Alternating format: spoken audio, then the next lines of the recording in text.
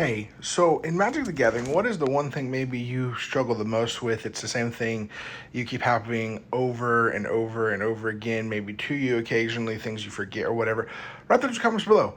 And we want to welcome you to MTG Tuesdays tips and tricks for Magic the Gathering as we give different tips and tricks how to improve, how to do better in Magic the Gathering. And maybe there's something that you want to improve at or do better at or no better at. We like to put these videos out for all level players from beginner all the way up to advanced players because no matter where you're at, you can always learn more and always try to do better. I myself am always trying to learn and do different things better, and so I try to do these things to not only help me but help you.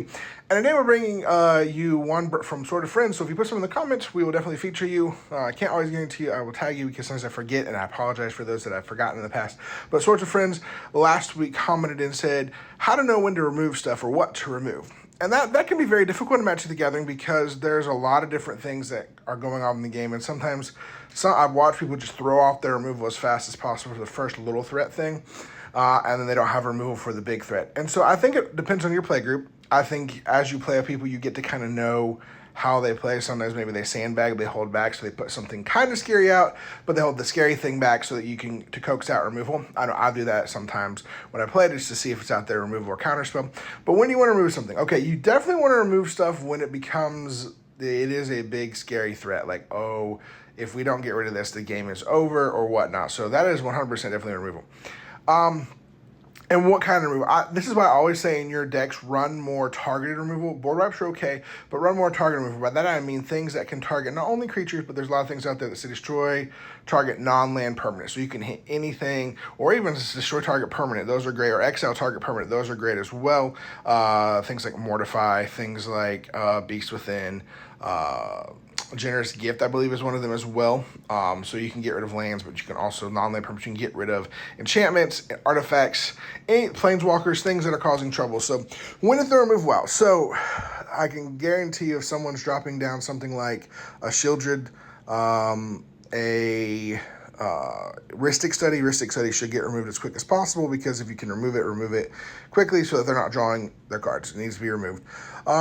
Things that bring stuff back from the graveyard, like what is it, the Black Virtue card, should be removed. Creatures, Elish Norn, any of the Elish Norn, which ones? Any of them. Really any of the Praetors. There are certain planeswalkers that are hard, so like a Teferi, Time Raveler, the one that doesn't let people cast anything except for on your turn. Kind of slows the game down, doesn't allow you to remove stuff and do stuff at instant speed, so that needs to be removed. Any creature that's going to just continually get lots of triggers or cause the game to bog down, like a Turgid 100% every time, remove on site. There are certain commanders, like right now, Nadu, if you play against Nadu, yes, it does get a trigger, but you need to try to remove that thing as soon as it hits, especially if they drop it without anything. So try to get it hit as quick as possible. That way that you can remove it. So any of the problem commanders, so to say, things that just value, I run Kinnan. Honestly, a lot of times, Kinnan isn't scary unless there's value engines out, but as soon as Kinnan drops and there's a couple of Mana Dorks or Mana Rocks, it's got to go because there's just too much mana going on. And then also at the same time, they just kind of hold up to wait to see if you can catch them doing something. So, like, you don't remove it right away, or maybe they have some open mana, you're afraid to try to use your removal. So you got to be careful with that. Pay attention to how the game goes, what kind of player they are, seeing if they know, do they have protection or whatnot, because the last thing you want to do is waste your resources, and then it's going to happen for that. You're going to try your best to remove stuff. But at the same time, too, sometimes just ask the table, especially if there's multiple threats. And like, what of these two threats do you think can be? Some people don't like table talk or whatever, but to me, you talk as a table. If there's someone that's the big threat at the table, it's like, okay, what on their board has to go or we lose the game? Or maybe someone's like, well, I can remove this. Maybe like you can get rid of a creature. Like, I can get rid of a creature. Can someone get rid of their enchantment or their artifact that's causing them to have whatever? And so that's also a value thing. And I think the more you do it, the better you learn. And the more you play with different types of people. I've played all kinds of different people, and there's certain cards you know automatically to remove. There are some, though, you kind of fly under the radar, and you kind of want to like wait, and you're like, oh, I should have removed it. But you learn, you mark in your head, hey, okay, I know what the value engine is on this, and I need to keep an eye out to remove it. But this comes back to my whole thing, a little bit longer of a video. But, I enjoy talking, and hopefully here soon we'll be seeing a podcast coming out. Just a little heads up there. Hopefully doing some podcasting as I get some things settled maybe in the next week or two. So I have a little bit longer format to talk about some of this stuff and help you guys out. I would love to have some people on, some of you guys on the podcast, but also have you guys give me some information. But run more targeted removal. Don't just run 1 or 2 and a bunch of board wipes. Board wipes are good and all, but they're not going to take care of everything.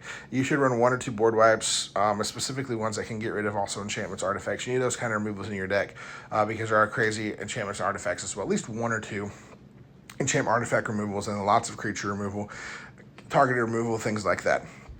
And if you're a blue player, you can run your counter spells, but you can also run bounce spells too, and that works as well. And one other good tip or trick, if they're about to go off with their combo kind of thing, and they've tapped themselves out to try to go out for it, and they go to make the move or whatever it is, activate something, move, lightning greaves. You definitely want to hit removal on something scary before they get the lightning greaves on if you have it in hand, or any other kind of equipment that gives it protection.